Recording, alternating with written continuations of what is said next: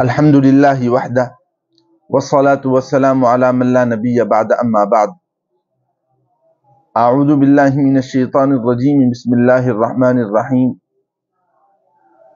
یا ایہا الذین آمنوا لا يحل لكم ان ترثوا النساء کرہا ولا تعضلوهن لتذهبوا ببعض ما آتيتموهن الا ان يأتين بفاحشة مبینہ وعاشروهن بالمعروف فإن كرهتموهن فعسى أن تكرهوا شيئا ويجعل الله فيه خيرا كثيرا صدق اللہ العظیم۔ معزز و محترم سامعین، آج کی اس ویڈیو میں سورہ نساء کی آیت نمبر 19 میں نے تلاوت کی ہے۔ اس آیت کے پہلے جز کے اوپر کچھ گفتگو کرنی ہے۔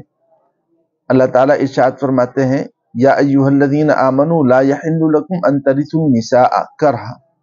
اے ایمان والو تمہارے لیے حلال نہیں ہے کہ تم عورتوں کے وارث بن جاؤ حال یہ کہ عورتیں ناپسند کر رہی ہوں۔ تو اس جملے کے اندر بڑا اہم پیغام دیا ہے اسلام نے، قرآن نے اور اللہ تعالیٰ نے۔ فرمایا کہ اے ایمان والو تمہارے لیے حلال نہیں ہے کہ تم عورتوں کے وارث بن جاؤ حال یہ کہ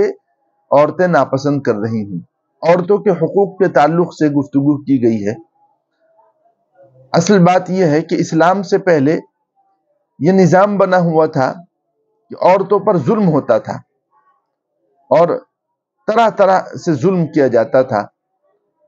تو ان طریقوں میں سے ایک طریقہ یہ تھا کہ عورت کو میراث سے محروم کر دیا جاتا تھا۔ مثلا اگر باپ کا انتقال ہوا تو باپ کی میراث کے حقدار بیٹے بن کر بیٹھ جایا کرتے تھے اور بیٹیوں کو میراث سے محروم کر دیا جاتا تھا۔ اسی طریقے سے شوہر کا اگر انتقال ہوا ہے تو جتنے بچے ہیں وہ میراث کے حقدار بن کر بیٹھ جاتے تھے اور بیوی کو میراث سے محروم کر دیا جاتا تھا۔ اسلام آیا اور اسلام نے یہ پیغام دیا کہ جس طریقے سے باپ کی میراث میں بیٹے حقدار ہیں اسی طریقے سے بیٹیاں بھی حقدار ہیں، اور جس طریقے سے باپ کی میراث کے اندر اولاد حقدار ہے اسی طریقے سے بیوی بھی حقدار ہے، اور ہر ایک کا حق اللہ تعالی نے متعین کیا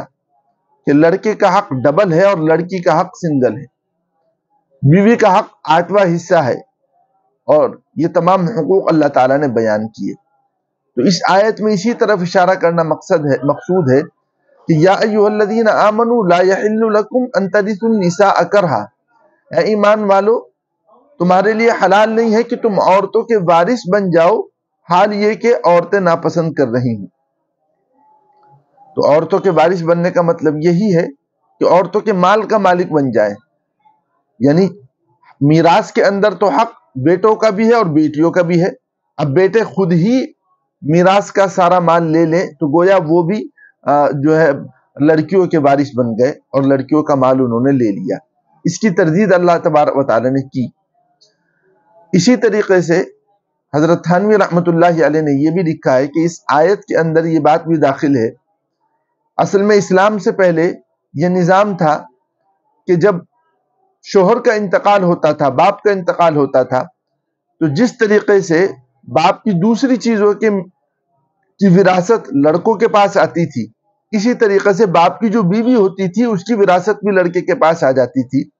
اور لڑکے جو ہے وہ باپ کی بیوی کو اپنی مملوکہ چیز سمجھتے تھے۔ بعض لوگ ان سے نکاح بھی کر لیا کرتے تھے اور بعض لوگ جو ہے وہ دوسروں سے اس کا نکاح کرا دیا کرتے تھے۔ تو گویا عورت کی ایسی حیثیت تھی۔ تو اس آیت کے اندر اس کی بھی تردید کی گئی ہے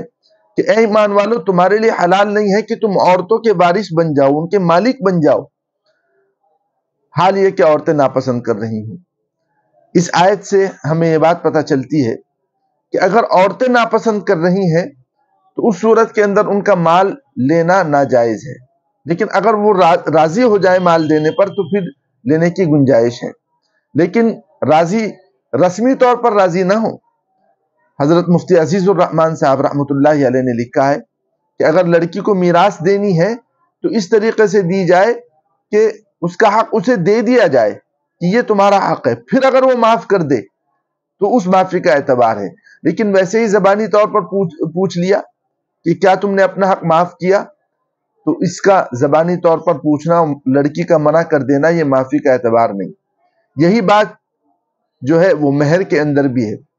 لڑکے لڑکیوں سے پوچھتے ہیں کہ کیا مہر معاف ہے، لڑکیاں کہہ دیتی ہیں معاف ہے، تو صرف لڑکی کے اس طریقے سے کہنے سے معافی نہیں ہوگی، لڑکے کو چاہیے کہ مہر دے دے کہ یہ مہر ہے، پھر اس کے بعد لڑکی اگر واپس کرے تو اس معافی کا اعتبار ہوگا، اور اگر لڑکی معاف نہیں کرتی ہے، رکھ لیتی ہے، تو رکھنے کا اسے حق ہے۔ اور صرف رسمی طور پر معلوم کر لیا گیا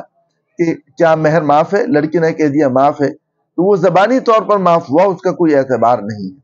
تو اس آیت کے اندر اللہ تبارک و تعالیٰ نے عورتوں کے حقوق بیان کیے ہیں، اور خاص طور پر پہلے جملے کے اندر اللہ تبارک و تعالیٰ نے عورتوں کے بہت اہم حقوق بیان کیے ہیں۔ افسوس کی بات ہے کہ آج مسلمان ان حقوق کو ادا نہیں کر رہے۔